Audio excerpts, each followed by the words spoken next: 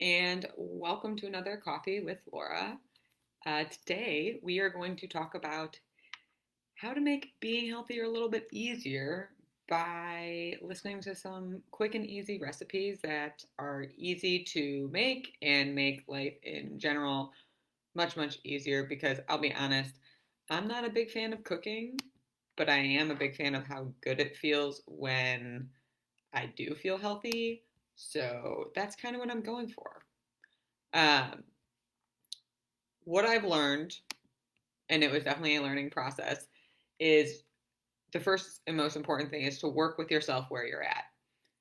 I remember when I first got the Instapot that I was so excited. I got this whole recipe book, which by the way, I totally don't use them, but I have like 7 of them. I always just go to blogs, but I got this recipe that I really wanted to make. I put it all in the Instapot and I did this 3 different times, and every single time it sucked. And I was like, what the heck? So maybe it was just that recipe. Tried another one. Same exact experience, 3 different times. And that's kind of my rule is like, give myself 3 tries, and if it sucks, then like maybe it's just not where I'm at. And that is why meeting yourself where you are is definitely the most important part because you don't want to overwhelm yourself. What's most important is actually nurturing your relationship with being healthy and the role cooking plays in it. But here's some simple tips and tricks. So one of my favorite ways to use the crock pot, well, before I became a vegetarian, was I would put like, depending if my husband was eating with me, a few pounds of chicken in the crock pot or Instapot. I like the Instapot because you can make it in like 20 minutes, but I used the crock pot before I had the Instapot, so it doesn't really matter. And I would either put water just over the brink of the chicken or vegetable broth, just depends. And then I would cook it for, Instapot would be 20 hours, crock pot would be 4 hours. And then when it was done, I would just put it in the food processor. So it would grind it up to like a shredded chicken. And then I would split it up into 3 or 4 different containers and season it differently. So maybe one was pesto, one was lemon, and one was buffalo. So a big holdup that a lot of my clients bring up to me is that they don't like eating the same thing every single day. And I feel that. Although I do like eating more of the same things, but I understand that that's more unique. By doing it this way, you get protein for the entire week with 3 different tastes. And to make it even easier, you can add different sides as well. So let's say you also make in a different container some spaghetti squash, or you put together some salad, or quinoa, or rice, or couscous. There's so many different things that you can do, and then you can plug and play. So when I used to do this and I would have pesto chicken, one day I would have, a spinach salad with tomatoes and a light vinaigrette and just sprinkle some spinach chinas on that, some pesto chicken on top of it.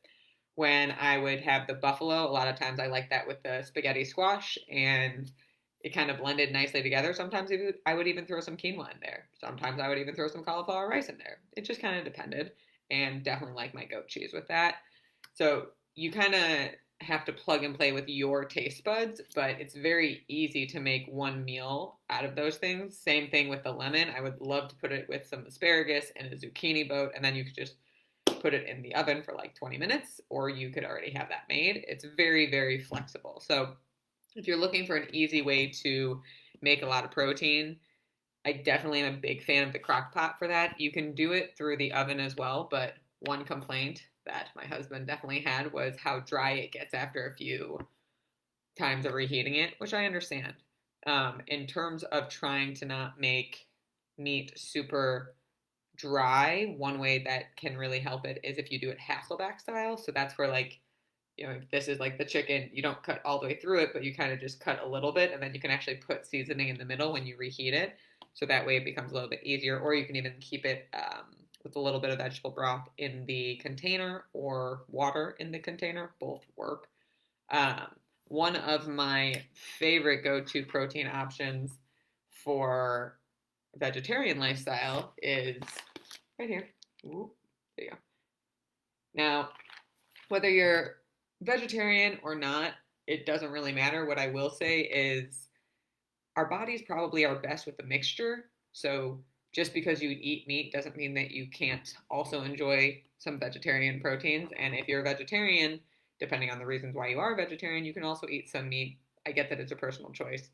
But for me, meat started hurting my stomach, so I kind of had to go vegetarian. But what I like about this guy is you can make it into shredded chicken, you can make it into little meatballs, you can make it into patties. So it's very, very flexible, and you can season it however you want.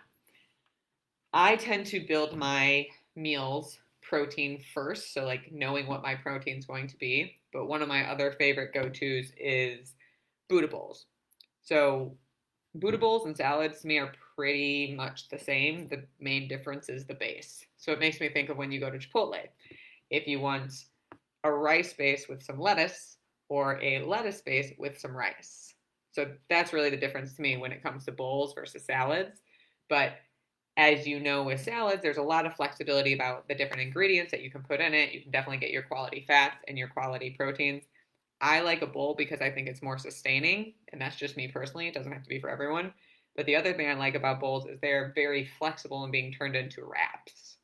So one of the bowls that I really enjoy is that buffalo chicken. Well, chicken, so chicken, uh, with cauliflower rice, spaghetti squash, quinoa, a little bit of goat cheese. And I use a little bit of a buffalo sauce, or I'll put a little sriracha on it to give it a little bit of spice. And that is very tasty for me.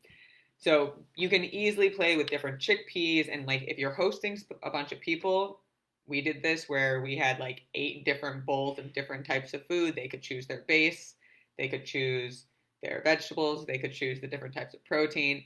So it allows a lot of flexibility, and especially if you are parents or have a very busy lifestyle, any way that you can prep multiple bases and multiple or one protein, but like make it one cook with different tastes, that's going to be beneficial for you. Wraps, bowls, salads are definitely very easy. Having like a chili or a soup as something in the freezer, and that is always like just as important as like meet yourself where you're at. Having something as like your B plan, because like God forbid you're trying to be healthy and you make a meal and you're like, God, this sucks. You don't want to eat that. So have your B plan in the freezer or fridge, whatever works for you.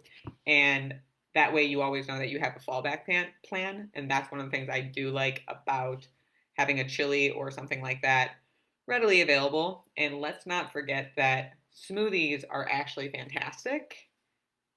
And here's the thing, people don't normally, like the problem with smoothies is people tend to put too much sugar in it because they just do all fruit. But you actually want to make sure you get protein and a fat for sure. But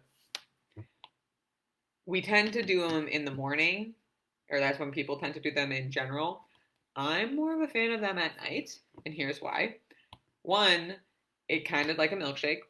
Two, I tend to crave sweets most at night, and that tends to be the pattern for most people because apparently after dinner is when our parents used to give us dessert, and waffles were the main meal in breakfast. So dessert was breakfast in its own way. But I also like getting a smoothie for a quick change in how I want to get my meals put together.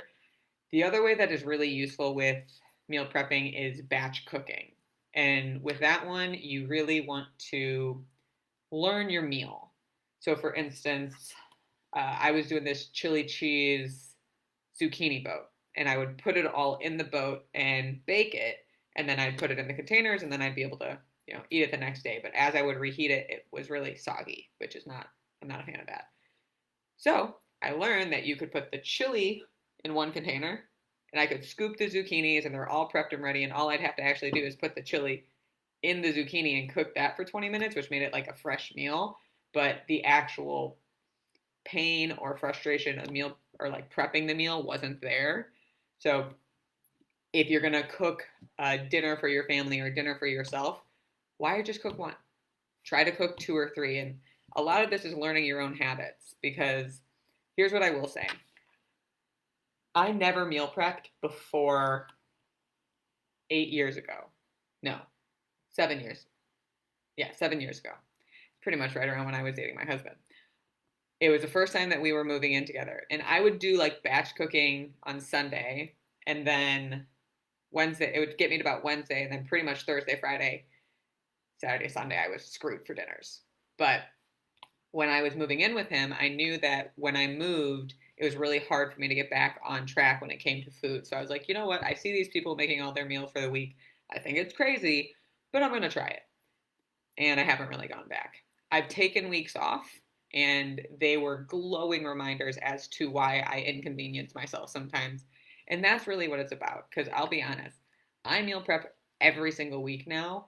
It is a staple in my routine and something I am not very flexible with. I'm flexible as to the when, but not whether I do it or not, because it is the foundation for me as to whether or not I'm successful with making myself feel good.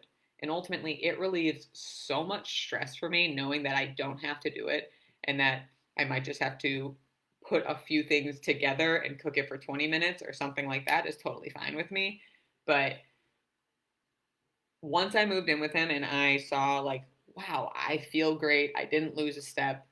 And then I think we were traveling a month later, and that next week I felt like garbage because I didn't prep my meals and I didn't have anything. So that takes me to my final piece of meal prepping, which is a B/C plan. So ideally, you do want to cook your own meals because you know what you're putting in them, and we are what we eat. It is so important to actually care about what we're putting in our body a little bit past what tastes good. I'm all about what tastes good. Don't get me wrong. But I like to get my clients to think in what would make you feel good first and then taste good. So you can feel good and taste. So there's that. But cook the meals if you can, for sure. And in terms of finding new recipes, I always encourage people when they're bored, instead of scrolling on Instagram, just scroll through blogs and just have like a Google Doc or something of a bunch of different ones that you want to try. Your B and C plan. Life is going to happen. And if you already find it to be super inconvenienced to meal prep, you're probably not going to want to when life is more inconvenient. But if life is inconvenient, that's also probably not the ideal time to feel a little crappy. So having a B and C plan already set up makes your life a lot easier. So, for instance, one of my B or C plans was different healthy meal delivery companies. I've had Kitch Fix, I've had Factory 75, I've had Kettlebell Kitchen, I've had Hungry Root. There's a bunch of different ones. And for me, because I was looking for an easier option, if I needed to put things together, I could do that myself. So I always wanted ones that would just be able to be delivered and I could put them in and I could eat them that way. Other than that, my C plan was normally, well, it depended on the week. My B and C would switch, but if I knew I was going to have a bad week and I could plan ahead and order the meals ahead of time, I normally would order them. If I didn't know it was happening and it kind of was sprung on me, the grocery store is actually really great.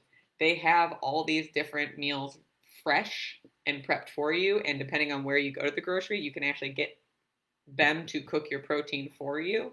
And we have so much convenience. It's just a matter of having some flexibility in how we think about things. But whatever you choose, play. The more you try to force it to be something, the worse your relationship with it's going to be. And ultimately, as long as you're alive, you're going to have to eat. So we want to cultivate a positive and optimistic and good feeling energy around our cooking experience, around whatever it takes to be healthy. And it really doesn't matter whether you cook it or you get it delivered to you. It's whatever fits your lifestyle.